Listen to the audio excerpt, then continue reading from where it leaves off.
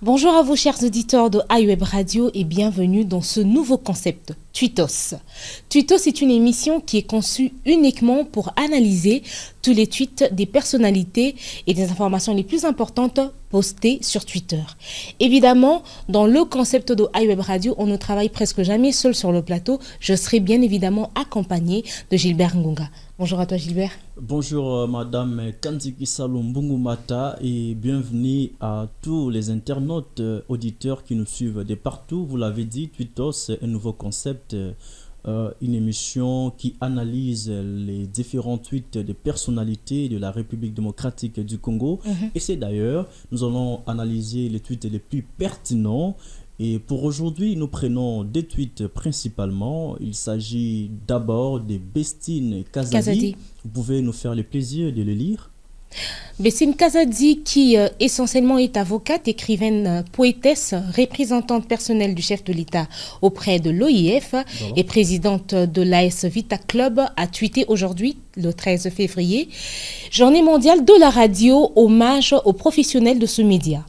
Contre l'agression du pays par les RDF, je les encourage à développer un contenu de paix, valeur cardinale de l'OIF, de mobilisation pour la patrie, RDC, de prévention et de lutte contre les discours de haine. Tout à fait, c'est un tweet très pertinent. J'aimerais donner quelques informations par rapport à ce tweet. D'abord, il faut savoir que la journée mondiale de la radio est célébrée le 13 février de chaque année. Évidemment. Cette date fait suite à une proclamation en 2011 par les États membres de l'UNESCO et approuvée par l'Assemblée générale des Nations Unies le 14 janvier 2023 en tant que journée internationale. Voilà. De suite, nous allons prendre un commentaire. Il y a un monsieur qui a donné un commentaire, a tweeté un commentaire très pertinent également par rapport au tweet de Madame Bestine Kazadi. Si l'équipe technique peut nous aider à retrouver le tweet, nous allons le lire. Voilà. C'est donc monsieur Samuel Ndolo qui a tweeté en répondant à Madame Bestine Kazadi, disons que la guerre est aussi médiatique. Il est temps que nous, journalistes, fassions preuve de patriotisme, de l'attachement à notre pays. Merci Madame de nous le rappeler, c'est très important. Voilà. Voilà, c'est très important. D'après ces journalistes, j'épouse totalement en tout cas son point de vue parce que nous, journalistes, nous devons mettre du contenu en place pour pouvoir mener une guerre médiatique contre le Rwanda. Nous le savons que la République démocratique du Congo est depuis plus de 20 ans agressée par le Rwanda. Et aujourd'hui, les médias servent des canaux de communication pour permettre à nos FARDC d'avoir les informations les plus pertinentes, les informations de première main. Et nous devons aussi contribuer en sensibilisant la population congolaise, beaucoup plus celle du Nord Kivu qui souffre tout le temps, avoir la bonne information pour pouvoir l'utiliser et permettre à nos forces armées de pouvoir mettre hors état de nuire les ennemis de la République qui sont les rebelles du 1-23. Alors, par rapport à ça, j'aimerais aussi donner quelques éléments très importants par rapport aux tweets et aux commentaires de ce journaliste. D'abord, on doit savoir que la radio est consommée beaucoup plus par les personnes âgées de 50 ans. Et ce ne sont pas les chiffres donnés par mois, mais par une structure qu'on appelle Target. Qui avait mené une étude approfondie sur la radio principalement. Alors, d'après cette structure, la radio est consommée beaucoup plus par les personnes âgées de 50 ans et la radio est talonnée par la télévision comme média les plus suivis en République démocratique du Congo avec un taux de 44%. Selon Target, c'est surtout dans les grandes villes du pays que les gens regardent la télévision entre 18h et 21h. Pourquoi? Parce que à partir de 6h, disons 8h, les gens sont au boulot, les élèves qui étudient l'avant-midi sont à l'école, les universitaires sont déjà au campus universitaire. Alors c'est entre 18h et 21h que les gens regardent la télévision. Aujourd'hui, la radio est le média le plus suivi en République démocratique du Congo. Pourquoi? Parce que la radio, c'est un média portable. On peut suivre sa radio à partir de son téléphone. On peut suivre sa radio dans sa voiture, on peut suivre sa radio dans la cuisine en train de préparer, au salon avec les enfants et partout où on se retrouve, on peut suivre la radio. C'est pour ces raisons-là, nous considérons que la radio est aujourd'hui le média le plus suivi et nous devons l'utiliser pour permettre à ce que nous puissions mettre et remettre, imposer voilà, la paix dans la partie est de la République démocratique du Congo. Autre chose, c'est que on écoute la radio, voilà, on regarde la télévision et on suit un programme. Donc, les verbes les verbes appropriés pour la radio, c'est écouter. Parce que dans la radio, c'est l'oreille. Et la télévision, c'est le deux, et l'oreille et la vue. Donc, on écoute la radio, on regarde la télévision et on suit un programme. On peut suivre Presse In à la radio, on peut suivre Presse In à la télévision et qu'on sort. Alors, il y a aussi des radios qu'on peut voir. Par exemple, iWeb Radio, c'est une radio qu'on peut voir. Une radio qu'on peut voir, c'est-à-dire une radio, non seulement qu'il y a les sons, il y a aussi l'image. Parce que cette émission est diffusée à la radio présentement, mais ceux qui nous suivront sur notre chaîne YouTube vont aussi nous voir. Qui sont les personnes qui commentent l'actualité. Je ne sais pas c'est quoi votre avis par rapport à ces tweets et aux commentaires de ces journalistes. Alors, le commentaire du journaliste est tout simplement motivateur. Ça nous pousse à vouloir donner le meilleur de nous, à continuer à militer. Il faut dire que le journaliste est pratiquement en danger, surtout quand nous sommes dans un état de crise comme celui-ci. Être opposant à quelqu'un d'influent qui serait peut-être comment dire, qui ne serait pas de bonne volonté, qui n'est pas actif dans le sens positif par rapport au pays, nous met certainement en insécurité. Nous recevons toute forme d'agression quelquefois par rapport aux analyses que nous faisons dans différentes émissions que nous passons. Alors la radio est toujours un avantage parce que si évidemment c'est une radio tout simplement auditive, hein, pas filmée par exemple comme la nôtre, on a un avantage, c'est celle de se faire entendre, de se faire écouter, mais pas d'être vu. Alors je pense que le 13 février reste une journée mémorable à respecter pour la radio et surtout beaucoup de motivation et de courage pour tous ces journalistes qui sont sur les lignes de front à chercher à puiser les informations les plus sûres. Je vais saluer directement le courage et la force de Charles Mapindouzi qui est de iWeb Radio mais qui milite de l'autre côté à Goma pour nous donner les informations les plus sûres par rapport à la situation de l'Est.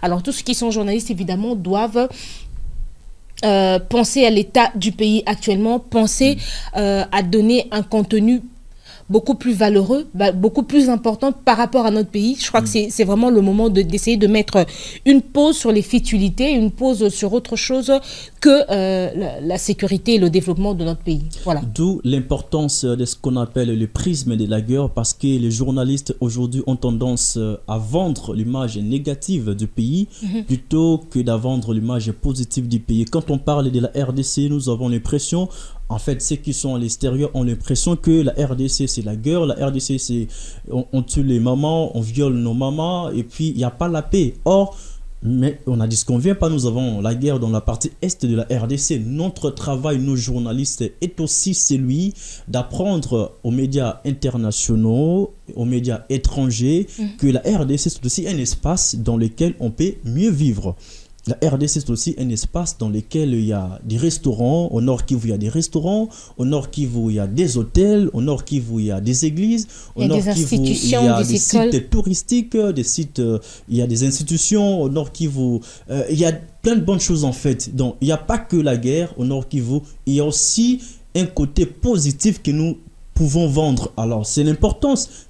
Le monsieur journaliste a interpellé, nous a interpellé tous en fait. Nous devons, nous journalistes, chercher dans nos programmes actuellement de vendre une image positive du pays parce que beaucoup de gens connaissent la RDC négativement. Voilà pourquoi Mobutu à l'époque avait organisé les combats à Ali Foreman. C'était au stade de Tata Raphaël d'aujourd'hui. L'une des raisons, c'était pour vendre l'image positive des Zaïre à l'époque, parce que les Zaïre n'étaient pas trop vendus au monde extérieur. À partir de ces combats-là, les gens ont commencé à parler des Zaïre. Alors nous aussi, si nous vendons une bonne image de notre pays, tout le monde parlera de nous, en bien aussi, non qu'à mal. Donc c'est ça l'importance de la radio. Je pense qu'on devrait quand même prendre ce tweet également de Chris Bemba, qui dit montrer que dans le sport, nous ne sommes pas ennemis mais adversaires et que les Congolais sont toujours unis dans le sport. Exposer nos guerres internes chez les voisins, ça n'est pas une bonne chose. Ah, il me rejoint, hein. C'est carrément ce que je viens de dire tantôt. Et puis il dit salut maman président, je crois que c'était le premier tweet. Désolé de vous le dire, je n'apprécie pas que notre équipe évolue à Brazzaville malgré nos différends avec Mazembe, V-Club étant Muntu Mukwabu devrait donner l'exemple. Voilà. Ce sont les commentaires du premier tweet? Oui, du premier tweet. Il s'adresse là à Madame Bessine Kazadi. Bessine Kazadi qui est aussi présidente de l'AS Vita Club. Vita Club, voilà. Autre commentaire, les plus pertinents, il y en a? Si l'équipe technique peut nous aider à remonter pour qu'on arrive à lire si on a encore d'autres tweets plus importants. On peut encore monter un tout petit peu, allez-y, voilà. Je souscris à cette ligne de pensée. Les contenus racontés par les radios congolaises devraient porter les couleurs de paix et lutter contre les discours de haine. Voilà. Voilà, ça c'est très important. Ça c'est Dieu béni Mouninga qui apporte son tweet. Mouninga a carrément raison. Dernièrement, nous avons eu deux ministres pour ne pas les citer, qui ont tenu des propos discourtois, des propos racistes, des propos séparatistes, des propos haineux, pratiquement injurieux même, à l'endroit de entre guillemets de Moïse Katumbi qui serait étranger et qui veut coûte que coûte poster à l'élection présidentielle. Je crois que ce tweet est interpellateur parce que les vivre ensemble, la cohésion nationale voudrait que nous puissions être sur la même table avec tout le monde. Donc c'est très important ce qu'il est en train de dire. Voilà, je crois que par rapport au tweet de Bessine Kazadi, nous pouvons passer, on va aller au second tweet. Alors, le second tweet, on prend le tweet de Salomon Escadella. Il vient d'être nommé. Alors, la technique peut nous aider à prendre le tweet de Salomon Escadella, voilà, en blanc avec Moïse Katumbi. Madame Kandi Kisalumbungu Mata, aidez-nous à lire le tweet et puis nous allons les commenter. Salomon Escadella dit « Merci au président Moïse Katumbi pour ma nomination comme délégué général à la stratégie aux questions politiques et électorales et son haut représentant dans le Grand Kivu. Cet espace si promoteur mais meurtri n'est pas condamné à la guerre et à la pauvreté. Au travail. » Voilà. Cet espace si promoteur. Prometteur, voilà. Si prometteur, mais meurtri n'est pas condamné à la guerre et à la pauvreté, et il dit au travail. On va dire que Salomon Escadella est conseiller spécial et politique de Moïse Katumbi, président de la plateforme électorale. Il est donc membre d'ensemble. Ça, c'est le parti de Moïse Katumbi et il est directeur financier du tout-puissant Mazembe. Voilà. Ah, c'est cela. Alors, quels sont les enjeux de cette nomination? Aujourd'hui, nous sommes les 13, nous sommes dans une année essentiellement électorale. Katumbi qui prend le luxe de nommer Salomon Escadella, son délégué général en matière notamment électorale. Et puis son représentant au Grand Kivu. Quand on parle de Grand Kivu, je vois les Nord et les Sud Kivu. Alors, j'ai quelques statistiques très importantes qui peuvent nous aider et aux autres à comprendre les enjeux de cette nomination. Alors, je dirais que Kinshasa est la province la plus densément peuplée de la République démocratique du Congo. Kinshasa est la province qui compte le plus d'habitants au kilomètre carré en République démocratique du Congo, avec environ 1109 habitants par kilomètre carré. Et puis, ce sont les chiffres donnés par l'Institut national de la statistique. Alors, selon ces documents, la province de Kinshasa est suivie du Nord Kivu, qui présente 108 habitants par kilomètre carré, et de l'ex-Bas Congo avec 100 habitants par kilomètre carré. Ce qui voudrait dire que, après Kinshasa, la province la plus peuplée densément, il y a le Nord Kivu. Or, Salomon est nommé représentant de Moïse Katumbi au Grand Kivu. Je prends d'abord le Nord Kivu qui est, après Kinshasa, la deuxième province la plus peuplée. C'est-à-dire que les enjeux sont les enjeux électoraux. Parce qu'en 2023, nous sommes déjà en 2023, je vous l'ai dit, le 20 décembre de cette année, nous aurons les élections, sauf une catastrophe politique. Alors Salomon Escadela va peser de tout son poids pour battre campagne pour Moïse Katumbi, qui sera et qui a déclaré déjà sa candidature à l'élection présidentielle. Là, c'est le premier enjeu. Et autre enjeu, c'est que celui-ci va...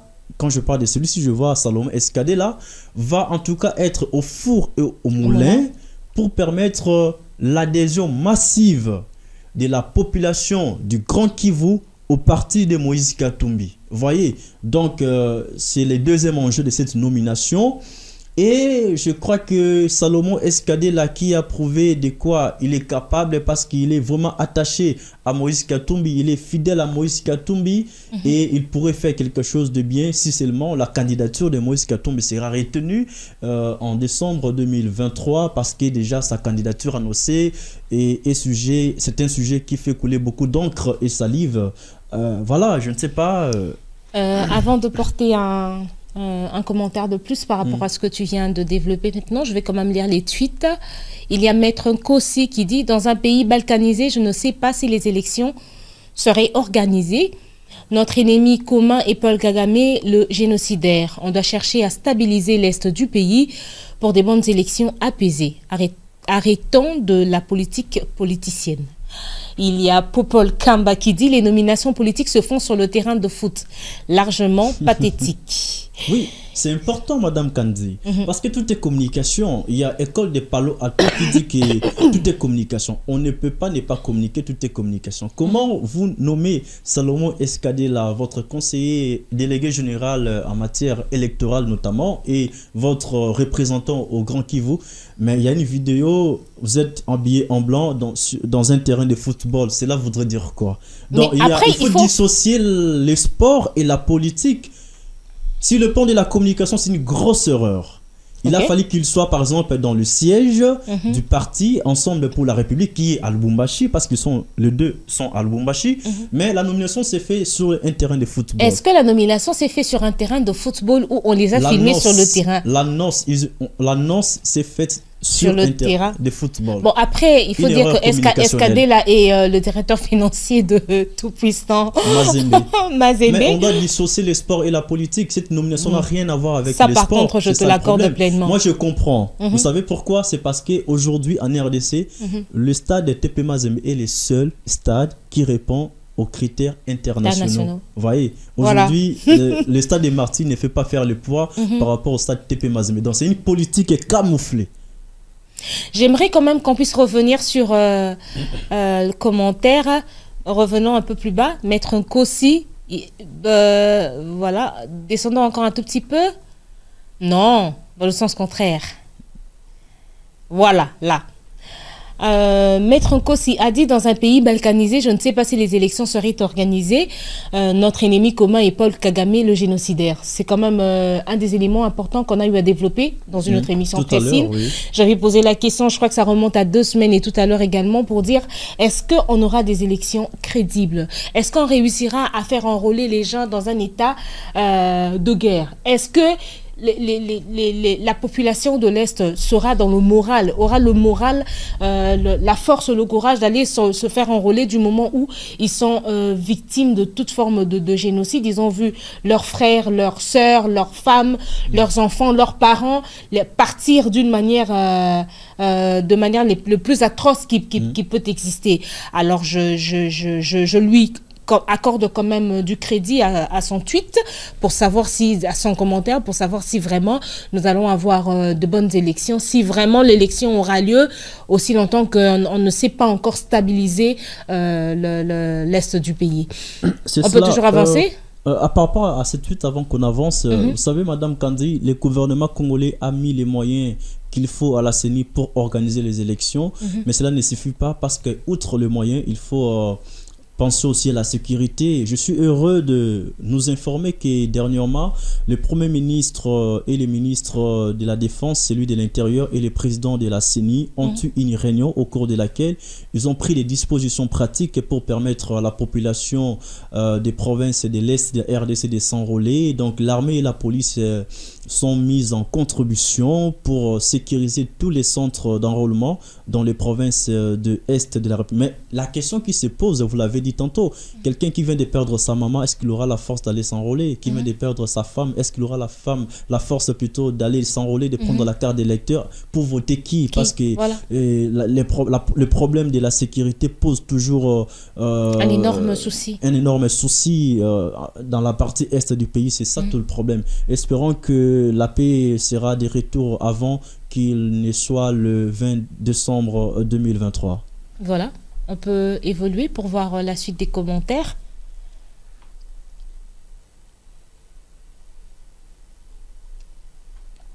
Ça tarde un tout petit peu, la technique. Voilà, Monsieur Blanchard Temboué qui commente en disant: félicitations à vous, monsieur le délégué général à la stratégie, aux questions politiques et électorales et le haut représentant du président Moïse Katumbi dans le Grand Kivu. Vos compétences rendront ces tâches très faciles. Nous connaissons votre savoir-faire. Bravo. Ah, il a les profils. Il y a déjà des gens qui parlent en bien de lui. On espère que ce ne sera pas une déception sur le terrain. Bon, alors, il y a Maître Gaudry Mangozi qui également a commenté: félicitations à vous, le très stratège et très fort. En votre qualité de délégué du Grand Kivu, nous qui vous connaissons, espérons déjà un résultat très satisfaisant. Est-ce qu'on peut nous aider à monter un peu pour voir la suite? Voilà, nous vous souhaitons un bon vent, le spécial de la République. Plein de félicitations, il me semble. Prince Kabawe Lumbwe également. Bravo pour cette nouvelle nomination, monsieur le conseiller. Michel Chibangu qui dit, ou Michael, je crois qu'il faut dire ça comme ça: toutes mes félicitations pour votre récente nomination. Il faut dire qu'il y a des gens qui... Beaucoup de félicitations, mais moi, je me dis, Madame Kandi, vous savez... Est-ce qu'on peut monter pour continuer à lire? Il y a une expression, on va de continuer, qui dit que c'est au pied du mur qu'on voit les mensonges.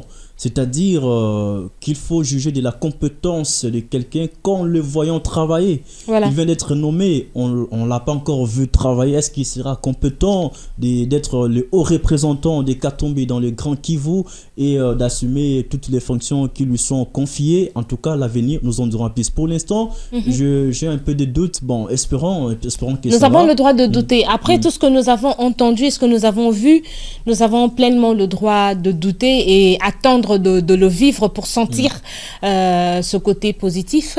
Il y a Pacifique Kamalebo: nos vives félicitations à vous, très cher spécial. Nous vous reconnaissons une compétence irréprochable. Wow, et bon vent pour les nouvelles tâches. Une compétence irréprochable. Il faut qu'on essaye de creuser sur Salomon Escadela pour savoir qui il est, quel est son parcours, qu'est-ce qu'il a déjà eu à réaliser pour qu'on puisse l'éloger de cette façon. Est-ce que c'est l'aduler de cette manière? Pèse en tout cas les termes qu'il est en train d'utiliser. Compétence irréprochable. C'est qu'on ne peut pas reprocher. Voilà, sans faille. Or, on sait que la perfection n'est pas de ce monde. L'œuvre humaine est toujours imparfaite. Moi, je suis de ceux qui pensent que nous ne sommes pas parfaits. Nous sommes sur le chemin de la perfection avec nos imperfections. Et du jour au lendemain, nous cherchons à nous perfectionner, à faire du bien. Mais quand on dit qu'il a des compétences irréprochables, on prend ça avec des pincettes. Fidèle Kayumba: nous avons loué le président Moïse Katumbi pour vos nominations. Moindo Chris au KNDC qui ont pu attribuer confiance au parti de ensemble de notre président. C'est une très grande joie. Le modèle s'annonce. Ça nous va droit aussi, nous, peuple. Nous n'avons que Moïse Katumbi, le prochain. Le prochain, tout court. À vous de placer ce que vous voulez. Bon, le prochain Premier ministre, le prochain président. Je comprends son tweet. Vous savez, il y a Victor Hugo, un écrivain français, qui avait dit: efforcez-vous tout le jour de votre vie de voir dans les choses plus que les choses. C'est-à-dire, dans les textes, il y a les dits et les non-dits. Le prochain, c'est-à-dire le prochain président de la République, le prochain qui va marcher sur le tapis rouge, selon lui, le prochain qui va occuper le palais de la nation, la cité de l'Union africaine, les remplaçants de Félix Tshisekedi à la magistrature suprême, selon cet internaute, c'est Moïse Katumbi. Donc, c'est ça. Je vais demander qu'on puisse descendre un tout petit peu. Voilà. Il y a un tweet qui pique quand même. L'ouvrier de la 11e heure écrit pour dire c'est de la 11e heure. Ah, il y a des noms. C'est toi qui vas finir la guerre avec ton nouveau poste. Guerre que ton mentor est incapable de condamner l'agresseur, mais utilise plutôt cette guerre comme discours campagne. Ah ben voilà quand même, hein. L'ouvrier de la 11e heure. Non, son mentor évidemment. Là, il est en train de s'adresser à Escadela. Ah ok, son mentor Moïse Katumbi. Voilà. Il y a encore un autre tweet. Non, non, ça c'est très important, madame. Revenons sur le tweet. Le tweet de commentaires en question. 11e heure. 11e heure. 11e heure, on peut nous aider à descendre un tout petit peu. Voilà. Ouais. Il dit, c'est toi qui vas finir la guerre avec ton nouveau poste. Guerre que ton mentor est incapable de condamner l'agresseur, mais utilise plutôt cette guerre comme discours campagne. Non, c'est faux. Moïse Katumbi a plusieurs fois condamné l'agression rwandaise par ses différents tweets. Il a condamné ouvertement l'agression rwandaise. Donc, c'est faux ce qu'il est en train de dire. Et puis de deux, Moïse Katumbi, qui a été reçu sur France 24 et RFI, il a dit une fois arrivé au pouvoir, dans 6 mois, il va finir la guerre dans l'Est de la RDC. Il a fait une promesse, mais il reste à savoir si sa promesse sera réalisée une fois au pouvoir, parce que nos politiciens promettent beaucoup. Une fois arrivés à la majorité, en tout cas, ils oublient toutes les promesses faites à la population. Voilà. Par contre, Maître Gaudry Mangozi, qui a de nouveau commenté, a dit « Nous devons vous prêter notre compréhension de façon à ce que vous ayez un esprit de discernement. Lorsque vous n'avez rien à dire, taisez-vous. » Voilà. Wow. Là, je crois que c'est une réponse à 11e heure, la 11e heure. Tout à fait. C'est une réponse à lui. Donc, moi, je pense que quand il parle de compréhension, c'est pour directement répondre à la 11e heure. C'est compliqué ce nom. Celui de lui faire comprendre au fait que Escadela ne va pas pour finir la guerre, ok? Suite à cette émission qu'a eu Moïse Katumbi sur France 24, il a dit qu'on lui accorderait 6 mois pour qu'il finisse la guerre. Alors, Escadela est tout simplement son représentant. Et puis, madame, l'épouse... Pardon, attends, s'il te plaît. Objectif 2023, Fachiti 2028. Ça, c'est quelqu'un qui s'est nommé comme ça. On ne sait pas faire autrement. Il dit, l'épouse remercie l'époux pour sa nomination. Wow. Qu'est-ce que ça veut dire? C'est un langage imagé. L'épouse remercie l'époux. L'époux pour sa nomination. L'époux, c'est Katumbi et l'épouse, c'est Salomon Escadela. Je ne sais que dire. C'est un mariage politique. Je ne sais que dire. Un mariage politique. Ben voilà. Espérons. Voilà. Il y a d'autres commentaires? Le commentaire de Jérôme Mouyambo dit « La photo du profil nous prouve le contraire ». Le commentaire de Dominique Mouangué nous dit « Honte de toi ». En disant « Honte à toi ». Je voulais revenir, si vous voulez, sur les commentaires précédents. Celui qui a dit tais-toi, taisez-vous, voilà. Vous savez, Madame Kandi, la Constitution de la République démocratique du Congo garantit la liberté d'expression. Donc, il est libre d'émettre son commentaire, son point de vue, évidemment. Son point de vue, ça n'engage que lui. Quand vous dites taisez-vous, ce n'est pas assez poli, en tout cas, en plein 21e siècle. Surtout que tout le monde est remonté par rapport à la situation de l'Est du pays, économiquement. Voilà. Il a en tout cas le droit de s'exprimer, de mettre un commentaire. Et puis, quelqu'un a dit que le profil dit le contraire. C'est justement ce que je viens de dire tantôt. C'est-à-dire, vous nommez quelqu'un à un poste politique, mais on voit une image sur un terrain de football. Il veut défier le gouvernement, c'est-à-dire le gouvernement est incapable de moderniser son stade des martyrs. Si le gouvernement n'est pas incapable de mettre en place un stade moderne, même Barcelone peut venir jouer à TP Mazembe. C'est ça le message qu'il veut lancer au gouvernement congolais. C'est un défi. C'est un défi que je pense que l'actuel ministre de Sport devrait chercher à relever.